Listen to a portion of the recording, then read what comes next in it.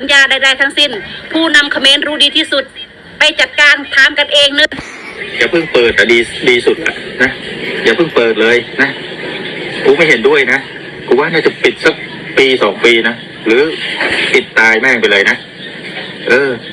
นะยังไงอะไม่มีขอทานนี่เดือดร้อนกันเลยเหรอว้ายพี่น้องตายแล้วได้เห็นคลิปแล้วเนาะบอยคาเมนบอกเห็นว่านายกไทยไปลงเซ็นอยู่อเมริกากับประเทศอื่นลงเซ็นสัญญาว่าจะเปิดด่านและส่งเลยศึก18 คนคืนเขมรพี่น้องแต่บอยหัวล้านบอกไม่ดีเลยไม่รู้สึกดีใจเลยที่จะเปิดด่านปิดไปเลยยาวๆเลย2 ปี1 ปีนี่แหละพี่น้องเพิ่นรับความจริงบ่ได้เนาะบอกว่าข้าวก็มีอยู่ไม่กินข้าวเยอะแยะเต็มไปหมดเลยข้าวส่งบ่ออกข้าวบ่มีมองไปพี่น้องเต็มเลยเนาะเป็นจังไดบัดนี้พี่น้องบอยเอ้ยใจสิขาดแล้วอยากให้เปิดด่านน่ะน้องพี่น้องเนาะแต่เว้าซื่อๆพี่น้องดูคำปันสุขคนสู้ชีวิตผ่านมรสุมท้องทับลงในใจเจอเรื่องร้ายทำให้เหลือเรี่ยวแรงแต่หัวใจยังไม่แพ้ไม่เคยสิ้นแสงกับทักทายสบายดีและสวัสดี FC พ่อแม่พี่น้องหมู่เพื่อนเบิดทุกคนทุกท่านบ่ว่าสิเป็นพี่น้องฝั่งไทยฝั่งลาวหรือต่างประเทศก็ยินดีต้อนรับเข้าสู่ช่อง YouTube ตู่คำปันสุขเด้อพี่น้องเอ้ยเนาะมาเจอพ่อตู่คำมื้อนี้พี่น้องเอ้ยเนาะทักทายยามแรงคือเก่าพี่น้องเอ้ยเนาะล่าสุดพี่น้องเอ้ยบอยคาเมนพี่น้องบอยคาเมนล่าสุดที่ว่ามีทางนายกไทยเนาะไปลงนามเซ็นสัญญายุติสงครามพี่น้องเลยเนาะแต่ทางนายกไทยเขาเนี่ยยังบ่ได้บอกเลยว่าสิปล่อยเสนอศึก18 คนนะพี่น้องเลยเนาะเพราะว่าเขมรต้องทำตาม4 ข้อให้ร่วงสำเร็จเรียบร้อยถึงสิปล่อยตัวเนาะเพราะว่าเขมรเอาไปลงข่าวกันเองมั่วๆพี่น้องเลยเนาะคือจังซี่พี่น้องมีผู้หญิงคนหนึ่งเนาะก็ชื่อเพิ่นน่ะบ่ฮู้แต่ว่าเพิ่นน่ะเป็นคนเขมรพี่น้องเป็นคนเขมรคือกันซึ่งเราก็บ่ได้มาโวยวายอีหยังดอกพี่น้องเนาะเราออกมาให้ประชาชนหมู่เพื่อนเราน่ะยอมรับความจริงเนาะและหูตาสว่างนะพี่น้องที่นายกว่าจะปล่อยจะได้ศึก18 คนและจะเปิดด่านพี่น้องชาวเขมรเอาไปลงว่าจะเปิดด่านจะส่งเสลยกับประเทศก็พากันไปเตรียมรอรับเนาะตามที่เฮาได้เห็นนะพี่น้องแล้วบัดนี้เข้าเพิ่นในท้ายต้องเข้าโอ้ยหลายสมบูรณ์แบบ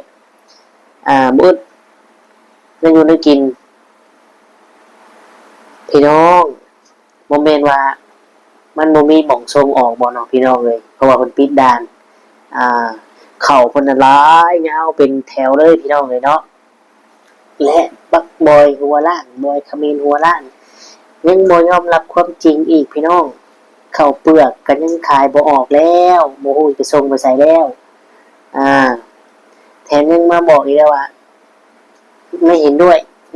ปิดไปเลยปิดเป็นปี2 ปีไปเลย นี่แหละพี่น้องบอยคาเมนยอมรับความจริงบ่ได้พี่น้องเลยเนาะในใจเนี่ยอยากให้ไทยเนี่ยเปิดด่านใจจะขาดอยู่แล้วพี่น้องเลยเนาะทางบอยคาเมนเดี๋ยวทุกคำจะขึ้นคลิปให้เบิ่งเนาะ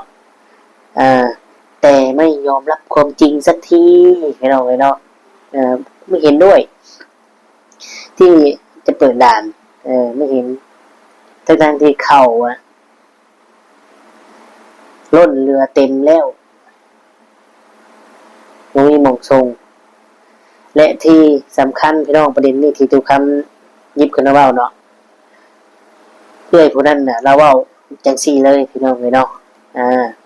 นั่นแหละคือเราฮู้เหตุการณ์บ้านเมืองและเราก็ฮู้คนไทยดีตามเบิ่งเนาะนิสัยใจคอเพราะว่าเห็นนายกไปเซ็นลงนามนั่นน้ำนี่พวกเพิ่นดีใจกันเด้พี่น้องเอ้ยเนาะทั้งที่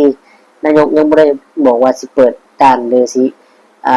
ส่งเสนอศึก11คนนั้นกลับไปยังบ่ได้พูดเลยเนาะจนกว่าเขมรจะทำตาม4ข้อนี้ให้ลุล่วงไปด้วยดีและถูกต้องถึงจะส่งกลับพี่น้องเอ้ยเนาะและก็เปิดด่านให้แต่บอยคาเมนไม่ยอมไม่เห็นด้วยกับการเปิดด่านครั้งนี้น้องพี่น้อง FC ว่าจังไดเพิ่นรับความจริงบ่ได้พี่น้องในใจนั้นอยากให้ไทยเปิดด่านสไตล์อยู่แล้วใจจนสิขาดแต่มานั่งเว้า ดูข้าวเต็มเลยทำไมขายไม่ออกเป็นเพราะอะไรเป็นเพราะอีหยังล่ะพี่น้องบอยคาเมนเป็นเพราะอะไรบอยคาเมนก็น่าจะรู้นะแม่นบอกพี่น้องแต่ยังสิมาบอกว่าไม่ต้องเปิดไม่เห็นด้วยโอ้อยากให้เปิดด่านปิดยาวไปเลยเป็นปี2 ปีเป็นว่าได้พี่น้องเนาะซึ่งคำบอกเนี่ยมันไม่ได้ออกมาจากใจเลยพี่น้องคำบอกไม่ได้ออกมาจากใจเลยคือไม่ยอมรับความจริงอะเนาะไม่ยอมรับความจริงเพราะว่าเพิ่นน่ะอยากเอาชนะไทยพี่น้องทุกคำบอกเลยว่าโอ้ยบอยชนะบ่ได้ดอกขนาดทหารของพวกเจ้านะมีอาวุธมีปืนก็ยังแพ้เลยนับภาษาอย่างเจ้าคนเดียวอยากเอาชนะสินค้าทุกอย่างนำเข้าจากไทยหมดและแถบชายแดนเนี่ยไปมาหาสู่ค้าขายมีของก็มาขายไทยพอปิดด่านบ่มีหม่องส่งออกบ่มีหม่องขายพี่น้องเห็นบ่ตอนแรกๆวิ่งแบบโอ้สุดยอดพี่น้องเอาไปเผาทิ้งเงินก็ฉีกโอ้โหนี่แหละเนาะพี่น้องนี่แหละคือการดูถูกคำว่าเงินนี่ไปฉีกไปทุยน้ำลายใส่เนาะหลายๆคลิปที่ทุกท่านเห็นนะพี่น้องเงินน่ะมันมีคู่เจ้าแผ่นดินอยู่และเงินน่ะเป็นสิ่งที่ว่าศักดิ์สิทธิ์หรือสำคัญเนาะตัวศักดิ์สิทธิ์เองเงินเนี่ยเฮาแพงมันเฮาหักมันก็หักเฮาแพงเฮาพี่น้องเนาะนี่อีหยังพี่น้องเอามาฉีกถิ่มแล้วก็ทุยน้ำลายใส่ทั้งที่มาหาเงินอยู่ไทยเนี่ยเงินบาทเมืองนะถ้าเป็นฉีกแบงค์20แบงค์100ก็ไม่ฉีกแบงค์1,000ไปเลยพี่น้องเนาะอันนี้คือตอนที่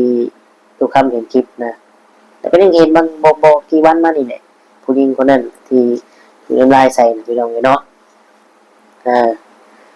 นั่นแหละบอยคาเมนบอยโหราณเนาะจ อย่าปากแข็งยอมรับความจริงซะบ้าง จะได้รู้อย่าโอดอย่าโอยอย่าโวยอย่างนู้นอย่างนี้เนาะยังไงก็เอาชนะไม่ได้หรอกเอาชนะไทยไม่ได้ถึงจะชนะหรือว่าจะทำรูปแบบใดก็ได้แต่ตู้คำเนี่ยพร้อมยืนคู่ยืนเคียงข้างประเทศไทยพี่น้องเลยเนาะถ้าสมมติว่าทางโลกโซเชียลเป็นอยากสู้แบบนี้ยอมรับความจริงได้เอาชนะตู้คำพร้อมจะอยู่เคียงข้างไทยอยู่แล้วพี่น้องเลยเนาะเพราะอีกอย่างพี่น้องเพราะตู้คำกะหักรักประเทศไทยมากไม่แพ้กับคนไทยเลยเนาะนี่จัดใจเลยพี่น้องตู้คำบอกจัดใจเลยและบอยคาเมนเนี่ยบ่พ่อได้พี่น้องยังเห็นคลิปเพิ่นมาเว้าประเทศลาวอีกแล้วบัดนี้พี่น้องโอ้ยเนาะจะเสือกอีกแล้วจะเสือกอีกแล้วพี่น้องเลยเนาะบ่ฮู้หยังเลยพี่น้องไปเว้าลงข่าวมั่วๆแบบคือเอื้อยจนเว้าคั่นแหละเนาะพี่น้องถ่ายโอ้เล็กสัตว์รถฟอร์เกตเตอร์คิดว่าเป็นรถเพิ่นพี่น้องที่แท้รถประชาชนรถชาวบ้านมาถ่ายอัปเดตลงซื้อๆพี่น้องเลยเนาะ เห็นไอ้ดำๆมาแล้วพี่น้องไอ้กระปิวดำคนจิโกบ่เราว่าบอยมึงดูไว้บอยถ่ายรถดูอีกแล้วพี่น้องแล้วขึ้นขับไปเลยเห็นเลยเนี่ยของจริงพี่น้องเลยเนาะยังมีอีกเยอะที่บอยไม่รู้ยังบอยไปพัดพิงถึงลาวนะโอ้รถดาวก็มีจะบอกให้ไม่ธรรมดาเอาพี่น้องเดี๋ยวทุกคำจะพาไปเบิ่งคลิปที่ว่าเป็นได้เบ้าออกมาเนาะไปก่อนไปพี่น้องกะขอขอบคุณFC พ่อแม่พี่น้องที่เข้ามาเบิ่งมาชมก็ไลค์กดแชร์ให้เนาะและกดเบิ่งโฆษณาให้ทุกคำพี่น้องเลยเสียงก็เริ่มเปลี่ยนเลยฝนตกพี่น้องเมื่อนี้ก็ตกเบิดมือถ้าไปทางเปลี่ยนวัดเอาแต่ว่าพร้อมแล้วก็ไปเบิ่งไปชมนำกันเลยพี่น้องปีโดยไม่ต้องงอประเทศไทยนี่นะครับยาวเป็นกิโลเลยครับโอ้โหนี่ครับพืชผลทางการเกษตรครับข้าวเปลือกนี่เล่นเอาแบบชนิดที่ว่าล้นทุ่งล้นท่ากันเลยทีเดียวครับโอ้โหครับราคานี่ถูกกระหน่ำซัมเมอร์เซลกันเลยทีเดียวครับนี่ฮะบางส่วนที่พอจะขายได้ก็ส่งขึ้นเรือขึ้นอะไรไปก็ต้องร้องหิวกันแล้วครับไอ้ที่ยังขึ้นไม่ได้ก็ระเนระนาดกันเลยครับเป็นไงครับก็เปลือกเขมรครับเต็มทุ่งเต็มเมืองกินกันไม่อดไม่อยากอุดมสมบูรณ์กันแบบจุกๆกันเลยทีเดียวครับ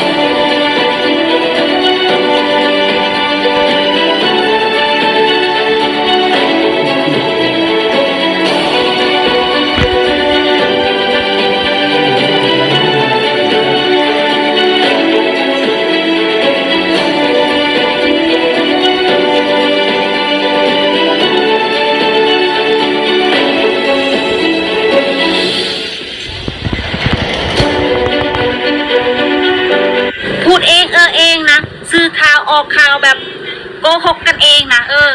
ผู้นำเขมรนะรู้ดีที่สุดนะแล้วพวกเขมรก็ไปออกข่าวตีข่าวกันเองนะไม่ได้ฟังข่าวจากไทยเลยนะเสร็จแล้วก็มาโทษไทยนะก็ไอเรื่อง18เฉลยศึกนะแล้วก็ไอเรื่องเปิดด่านนี่ไทยยังไม่ทันได้บอกเลยว่าจะเปิดด่านนะพากันแบบคิดว่าเซ็นสัญญาปฏิญญาสันติภาพเสร็จแล้วไทยจะเปิดด่านเลยเหรอแล้วก็แบบจะปล่อยตัว18เฉลยศึกเลย คือนักข่าวคอมเขมนต์ก็ไปตีข่าวเองโกหกหลอกลวงกันเองนะเสร็จแล้วพอไทยไม่เปิดด่านไทยยังไม่ปล่อยตัวเฉลยศึกทั้ง18 คนก็มาโทษไทยอีกว่าไทยโกหกตอแหลไม่ทำตามข้อตกลงนะไอข้อตกลงทุกอย่างที่เซ็นลงไปในไอสัญญาน่ะนายกรัฐมนตรีเขมรรู้ดีที่สุดทำไมถึงไม่บอกประชาชนตัวเองทำไมถึงปล่อยให้ประชาชนตัวเองมาว่าประเทศไทยคนที่จะสมควรจะโดนประชาชนเขมรได้ที่สุดก็คือฮุนมาเน็ตนะพวกเขมรน่ะไปถามฮุนมาเน็ตนะก่อนที่จะเซ็นสัญญาก็รู้อยู่แล้วว่าอะไรเป็นอะไรนะไทยไม่ได้บอกว่าไทยจะเปิดด่านแล้วไทยก็ไม่ได้บอกว่าจะปล่อยตัว18 เฉลยศึกตอนนี้นะหนูพักกันไปตีข่าวจนพวกนักข่าวเขมรน่ะมารออยู่ที่ด่านชายแดนช่องจอมโอเสเม็ดนะมารอรับตัว18 เฉลยศึกนะเพราะ18 เฉลยศึกอ่ะอยู่ที่สุรินทร์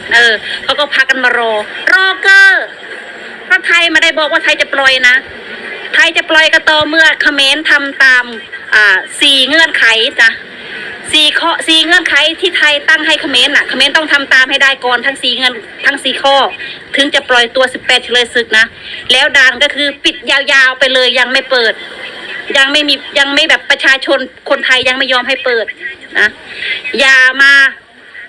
มาโทษประเทศไทยไปโทษผู้นำเขมรนะพวกเขมรสตินะไทยไม่ได้ผิดสัญญาใดๆทั้งสิ้นผู้นำเขมรรู้ดีที่สุดไปจัดการถามกันเองนะไม่ได้ผิดสัญญาใดๆทั้งสิ้นผู้นำเขมรรู้ดีที่สุดไปจัดการถามกันเองนะอย่าเพิ่งเปิดแต่ดีสุดนะอย่าเพิ่งเปิดเลยนะกูไม่เห็นด้วยนะกูว่าน่าจะปิดสักปี2 ปีนะหรือปิดตายแม่งไปเลยนะนะยังไงไม่มีขอทานนี่เดือดร้อนกันเลยเหรอโอเคพี่น้องตัดภาพมาอยู่ตัวคำคือเก่าเป็นแนวใดพี่น้องหลังจากที่ได้เบิ่งได้ชมแล้วรู้สึกอย่างไรนะรู้สึกอย่างไรครับผม FC เป็นอย่างที่ตัวคำบอกบ่เราบ่ยอมรับความจริงพี่น้องเราบ่ยอมรับความจริงเราอยากให้เปิดสิตายแล้วในใจเราเนี่ยเปิดด่านเนาะเป็นความเห็นที่แล้วว่าอะไรเนาะมโนไปเองเอาข่าวไปลงมั่วเองว่าจะเปิดด่านจะส่งเฉลยศึก18 คนและที่เราก็เป็นประชาชนเขมรเป็นคนเขมรเองได้พี่น้องเนาะยังเรียกให้สุดยอดเลยพี่น้องเนาะไปเสียจบบ้านนี่พี่น้องเนาะไปหารับหานอนบ้านนี่พี่น้องขอบคุณหลายๆที่เข้ามาเบิ่งมาชมกดไลค์กดแชร์ให้และกดติดตามกด Subscribe ให้ทุกคำเนาะขอบคุณหลายๆพี่น้องเลย